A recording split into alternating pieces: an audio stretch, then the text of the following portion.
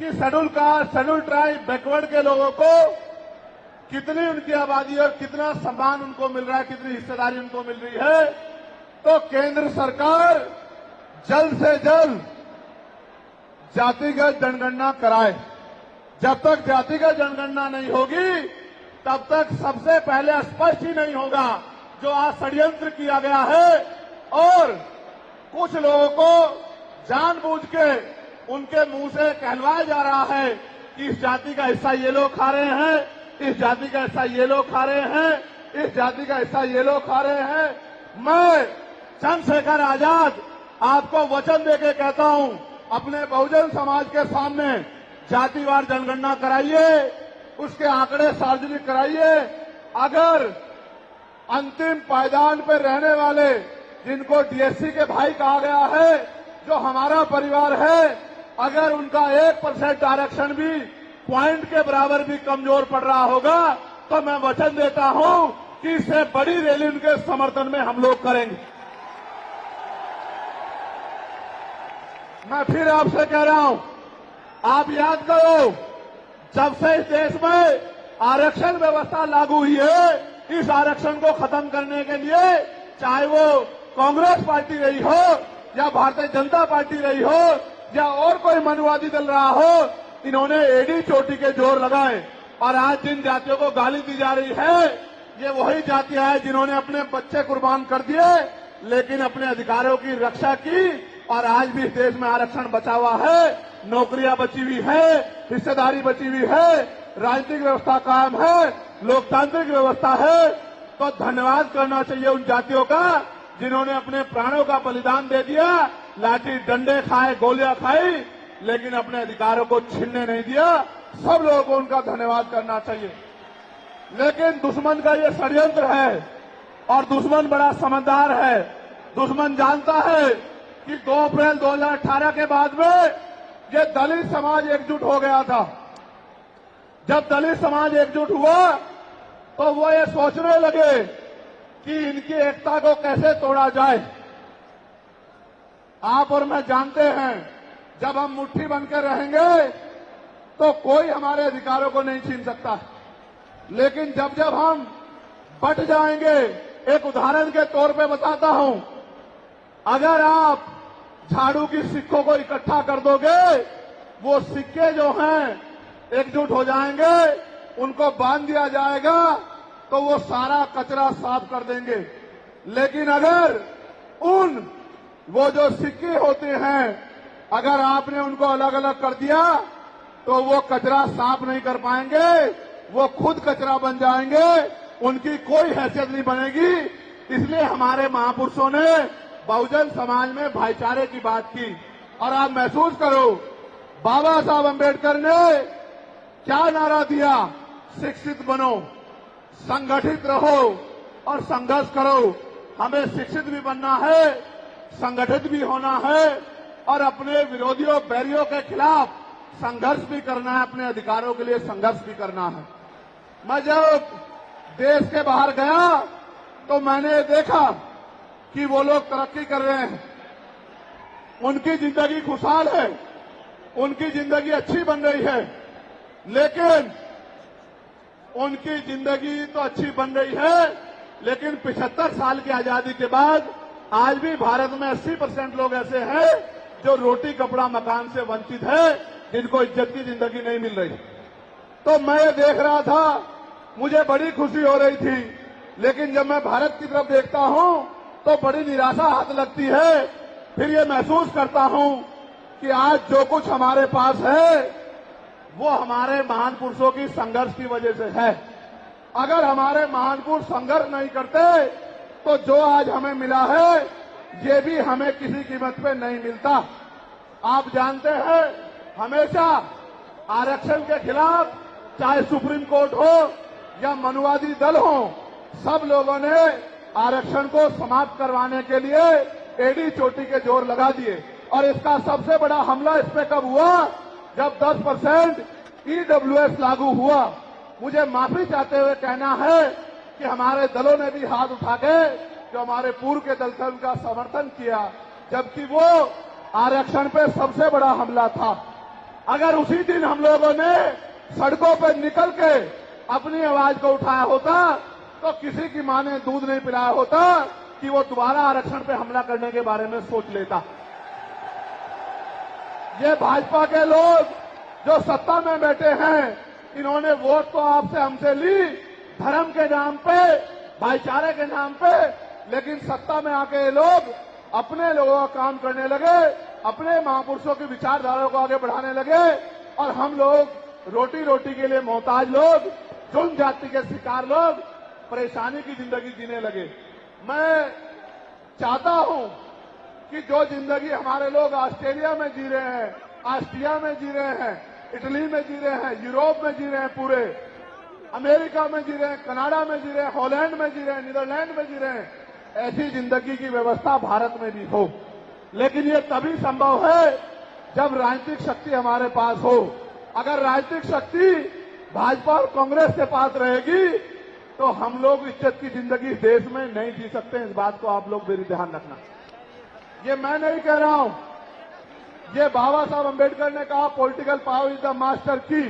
राजनीतिक सत्ता वो चाबी है जो आपकी सारी परेशानियों का हल कर देगी। और राजनीतिक सत्ता जिनके पास है उनके लोग हजारों हजारों करोड़ रुपए लेके भाग जाते, उनके लोग उनके पूंजीपतियों के लाखों लाखों करोड़ रुपए माफ करते जाते। लेकिन अगर आपका 10,000 रुपए का बिल भी बाकी हो तो 10,000 रुपए का बिल भी अगर आप नहीं दोगे तो मुकदमा लिख के आपको जेल भेजने का काम सरकार कर देगी और आपके घर की कुर्की भी करा देगी। आप किसानों का, मजदूरों का हाल देख लो, आप नौजवानों का हाल देख लो, इस देश में क्या है।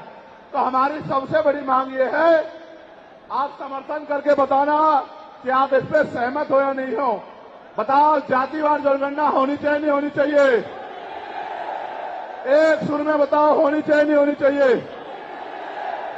साथ साथ इस देश में जातिवार जनगणना के साथ साथ जितने भी सरकारी संस्थान हैं, चाहे वो जुडिशरी हो जहां से हमारे खिलाफ लगातार फैसले आते हैं, चाहे वो आर्मी हो, चाहे वो और कोई सरकारी संस्था हो, सब लोग सब जगह पे आरक्षण व्यवस्था लागू होनी चाहिए। बताओ, होनी चाहिए नहीं होनी चाहिए?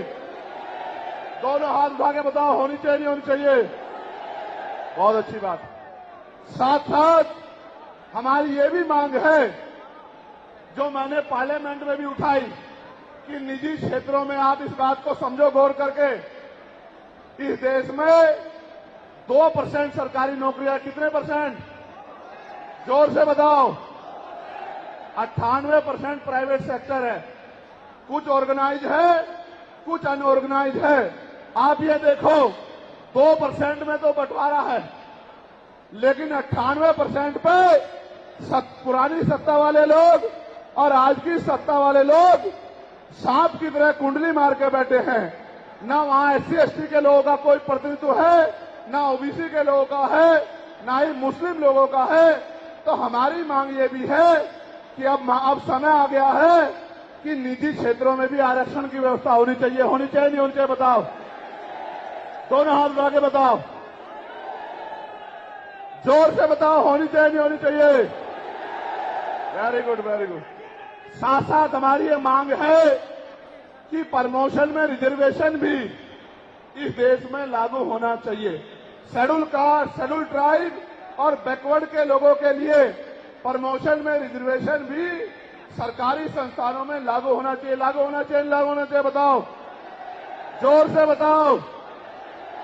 हमारी ये भी मांग है कि मंडल कमीशन की बाकी सिफारिशें भी लागू होनी चाहिए, क्योंकि जब तक मंडल कमीशन की बाकी सिफारिशें लागू नहीं होगी तब तक पिछड़े वर्ग के लोगों को बराबर की हिस्सेदारी और सम्मान नहीं मिलेगा। हमारी ये भी मांग है, सरकार कह रही है कि क्रीमी लेयर लागू करना चाहिए और जज साहब भी कह रहे हैं क्रीमी लेयर लागू करना चाहिए। मैंने पार्लियामेंट में पूछा कि भारत में कितने शेड्यूल कास्ट के लोग, शेड्यूल ट्राइब के लोग अरबपति बन गए, इसका डाटा आपको सार्वजनिक करना चाहिए, आर्थिक आंकड़े सार्वजनिक करने चाहिए। तब हमें पता लगेगा कि क्रीमी लेयर की स्थिति में हम आए या नहीं आए। आपको शायद जानकारी नहीं है, मैं आपको बताता हूं, आज भी बहुत सारे पदों को एनएफएस करके नोट फाउंड सुटेबल करके हमारे योग्य लोगों को नौकरी से निकालने का काम ये सरकारें करती है, क्योंकि कलम की ताकत उनके हाथ में होती है। जिनकी राज सत्ता पे कब्जा होता है, हमारे लोगों का राज सत्ता पे कब्जा नहीं है, इसलिए सारी योजनाएं हमारे खिलाफ बनती हैं। हमारी ये भी मांग है, जिस पर मैं गौर कर रहा हूं, सरकार ने कहा, मैं आज इस पर भी बोलूंगा। आज अगर मैं इस पर नहीं बोलूंगा तो हमारे लोगों को पता ही नहीं लगेगा देश में क्या हो रहा है। सरकार ने कहा कि वर्गीकरण लागू होना चाहिए। मैंने आपको बताया कि बातें तो बहुत लोग करते हैं, लेकिन जब आरक्षण पे हमला होता है, जब और किसी तरीके से आरक्षण को खत्म किया जाता है, जब गांव-गांव जाके लोगों को समझाने का प्रयास किया जाता है, तब जिन जातियों को आज सरकार के इशारे पे गाली दी जा रही है, उनको ही उन्हीं की जिम्मेदारी मान के लोग घर में बैठ जाते हैं कि भाई यही आरक्षण की रक्षा करेंगे, यही अधिकारों की रक्षा करेंगे।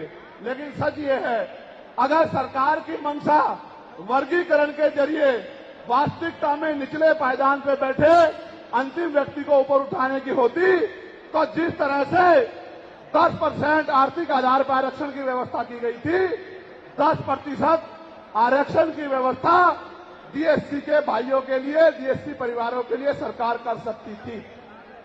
उनका कोई मतलब नहीं बैठता था कि इन्हीं में टुकड़ा डाल दे, क्योंकि सरकार जानती है इनमें बंटवारा हो जाएगा तो इनके खिलाफ आंदोलन आसान हो जाएगा, इनको पता भी नहीं चलेगा कब इनके अधिकार खत्म हो गए। मैं आपसे कहना चाहता हूं, सरकार बताए उनके पास वर्गीकरण की क्या पॉलिसी है, किस आधार पे वो वर्गीकरण करना चाहते हैं, कौन से आंकड़े उनके पास है, कौन से डाटा उनके पास है। मैं सरकार से जानना चाहता हूं, सरकार कमेटियां बना दे और वर्गीकरण किस फॉर्मूले पे करेगी ये भी बता दे। हम सरकार को भी सुनना चाहते हैं। अभी देश में पिछले दरवाजे से कुछ नहीं होगा, जो कुछ होगा आमने सामने होगा। अगर हमारे अधिकारों की बात आएगी तो लड़ाई आमने सामने लड़ी जाएगी। सरकार ये भी बताए क्या वह रोस्टर में बदलाव करेगी, क्या सरकार रोस्टर में बदलाव करेगी, सरकार बताएगी। हमारे लोग तो अभी सही तरह से चीजों को नहीं जानते हैं। मैं ये भी विश्वास दिलाता हूं, स्पेशली डीएससी के भाइयों को कह रहा हूं, मेरी बात को गौर से सुनना। स्पेशली डीएससी के भाइयों को कह रहा हूं, उन जातियों को जो लोग आंदोलन कर रहे हैं, आपको एहसास नहीं है, जब देने की बारी आएगी हम बताएंगे अपने भाइयों को किस तरह से आगे बढ़ाया जाता है, किस तरह से उनकी हिस्सेदारी दी जाती है। अभी तो हम पे देने कुछ है ही नहीं। मैं आपको विश्वास दिला कहता हूं, डीएससी के जो हमारे भाई हैं, वाल्मीकि समाज के भाई हों, धानुक समाज के भाई हों और बागड़ी समाज के भाई हों और किसी सैसी समाज के भाई हों, मैं चंद्रशेखर आजाद वचन देके कहता हूं बहुजन समाज के सामने, ये हमारी आपसी बातचीत है। आप दुश्मन के इशारों पे काम मत करो, हम लोग बैठ के अपनी लड़ाई को निपटा लेंगे। हम लोग अपने आप बैठ के चर्चा करके आपके साथ बैठ के, अगर कहीं हमें कुछ डर भी है, आप चीजों को नहीं समझ पा रहे हो या हम लोग समझा नहीं पा रहे, अगर आपको अधिकार मिलता है तो बताओ, हमारे किसी व्यक्ति को तकलीफ है क्या, बताओ। अगर हमारे डीएससी के भाइयों को अधिकार मिलता बताओ, हाथ उठा के बताओ, तकलीफ है क्या हमें किसी को। ये इतना बड़ा जन समूह गवाही दे रहा है, अगर डीएससी के भाइयों को कुछ मिलता है तो हमें तकलीफ नहीं है। लेकिन हम इस सरकार की मंशा को जानते हैं, हम इस सरकार को जानते हैं, इनके चरित्र को जानते हैं। ये देना कुछ नहीं चाहती, ये तो इसको अटका के रखना चाहती हैं। आप ये देख लेना, इन्हीं के कुछ लोग पहले सुप्रीम कोर्ट चले जाएंगे। जैसे उदाहरण के तौर पे गौर करो, 69,000 शिक्षक भर्ती में सरकार ने 20,000 पदों पे घोटाला किया। हम लोगों ने आंदोलन किया तो सरकार ने 6,800 नियुक्ति की लिस्ट जारी की। फिर अपने लोगों को हाईकोर्ट भेज के उस पर रोक लगवा दी। फिर हाईकोर्ट पे फिर हमारे लोग लड़े तो उन्होंने कहा दोबारा लिस्ट जारी करो, इनको अधिकार मिलना चाहिए। तो वोट लेने के लिए हमारे लोगों के सामने कहा कि भाई मिलना चाहिए, हम समर्थन करते हैं, लेकिन अपने लोगों को सुप्रीम कोर्ट भेज दिया और सुप्रीम कोर्ट में इनके बैठे जजों ने फिर से उस पर रोक लगा दी, इसलिए हमें इनकी नीयत पे शक होता है। मुझे डर ये भी है, अगर ये अधिकार स्टेट गवर्नमेंट को दे दिए गए तो ये कॉन्स्टिट्यूशन का तो बहुत बड़ा वॉयलेशन होगा ही, 340 का, 341 का, लेकिन ए-बी का। लेकिन सबसे बड़ा खतरा ये है कि कल जो सरकार सत्ता में आएगी वो किसी भी अन्य जाति के लोगों को शेड्यूल कास्ट में उनको शामिल करके आपके पूरे अधिकार को छिन-भिन कर सकती है। अगर ये पावर स्टेट को मिल गई, हमें सरकार की मंशा पे सिर्फ शक है। हमने ये भी मांग किया, आपको याद होगा, यूपी के साथी हमारे जानते हैं, हमने 2 साल पहले, पौने 2 साल पहले मांग की थी कि जो 52% ओबीसी हैं उनको 27% रिजर्वेशन सुप्रीम कोर्ट के लोगों ने दिया, आबादी से आधा। सुप्रीम कोर्ट ने मंडल कमीशन की रिपोर्ट के बाद ना चाहते हुए सरकार ने कर दिया, तो सुप्रीम कोर्ट ने अपने तरीके से रोक लगा के 27% दिया। हमने मांग की पौने 2 साल पहले यूपी में गोरखपुर में पीसी करके कि ओबीसी की आबादी तो 52% ही है, तो 15%, 27% से अलग 15% आरक्षण की व्यवस्था अलग से अति पिछड़ी जातियों को करानी चाहिए। मांग हमने पौने 2 साल पहले उत्तर प्रदेश में उठाई थी। उसके बाद उसी दिन हमने मांग उठाई, क्योंकि हमें न्यायिक चरित्र है। हम बाबा साहब अम्बेडकर को, माननीय काशीराम साहब को अपना नेता मानते हैं, हम ज्योतिबा फूले साहू जी महाराज को अपना नेता मानते हैं। हमने मांग उठाई थी, हम मामला रामसू वर्मा और सर छोटू राम को अपना नेता मानते हैं, हम चौधरी महाराज सिंह भारती को अपना नेता मानते हैं, हम कोतवाल धन सिंह गुर्जर को अपना नेता मानते हैं। हमने मांग उठाई थी कि भाई हमारी आबादी बढ़ रही है, 2011 के बाद जनगणना नहीं हुई और जो जनगणना हुई उसके आंकड़े जारी नहीं हुए, इसलिए हम लोग मांग करते हैं कि जिन जातियों को अवसर नहीं मिले पहले तो उनको तैयार किया जाए और फिर उनको 5% अतिरिक्त आरक्षण शेड्यूल कास्ट में 15% अतिरिक्त देकर उनको मुख्य धारा में लाया जाए। जब हम 2 साल पहले इसकी मांग कर रहे हैं तो हम डीएससी के भाइयों के विरोधी कैसे हो सकते हैं, आप लोग बताओ। तब तो वो आंदोलन भी नहीं चला रहे थे, हम तो आंदोलन चला के मांग कर रहे थे कि मिलना चाहिए, मिलना चाहिए। लेकिन मैं आज भी कहता हूं, हमारी ये मांग है कि अब समय आ गया देश में कि आरक्षण की सीमा बढ़ाई जानी चाहिए, आरक्षण की कैप खत्म की जानी चाहिए और 100% रिजर्वेशन इस देश में लागू होना चाहिए। जिसकी जितनी संख्या भारी उसकी उतनी हिस्सेदारी का लाभ उनको मिलना चाहिए। आप फिर कह रहा हूं, जातिगत जनगणना कराओ और 100% आरक्षण करो। मैं तो स्वर्ण जातियों का सबसे बड़ा हितैषी हूं, उनको 10% आरक्षण क्यों दे रहे हो? मेरी ये मांग है। मैं तो अपने लोगों के आरक्षण में से भी उनके लिए मांग करता हूं। उनकी आबादी तो 15% भी नहीं है। मैं ये कहता हूं कि उनका अलग से ब्लॉक बना के उनको 20% आरक्षण सरकार को देना चाहिए और 80% आरक्षण को एससी, एसटी, ओबीसी के लिए फ्री कर देना चाहिए। जबकि काशीराम साहब तो 85% की बात करते थे, लेकिन मैं समझता हूं कि उनमें भी लोग गरीब हैं, इसलिए मैं उनका 5% और बढ़ा रहा हूं। लेकिन पहले देश को ये तो बता दो, जातिगत जनगणना करा के, कि भाई अभी तक उनका प्रतिनिधित्व कितना है, अभी तक उनकी सरकारी नौकरियों में हिस्सेदारी कितनी है और कितनी कमी उनकी है जो आपने 10% उनको दे दिया। आज हम लोग एक और मांग भी उठाते हैं कि कास्ट का आरक्षण बढ़ा के उसकी संख्या के आधार पे 25% करना चाहिए। बताओ सहमत हो नहीं सहमत हो? जोर से हाथ उठा के, दोनों हाथ उठा के बताओ सहमत हो नहीं सहमत हो? तो ये हमारी वो मांगे हैं जिनके लिए आज हम लोग यहां इकट्ठा हुए हैं। और हम इकट्ठा नहीं हुए आज तो मजबूरी या अपने देश से प्यार था कि हमने अपने आंदोलन को बदलाव कर लिया। अगली बार अधिवेशन तो होगा इंदौर में, लेकिन जब तो इस बार एक और बड़ा आंदोलन रामलीला मैदान में, और रामलीला मैदान से अपनी ही पार्लियामेंट का घेराव करके अपनी मांगों को उठाने के लिए हम लोग करेंगे। बताओ मदद करोगे नहीं करोगे?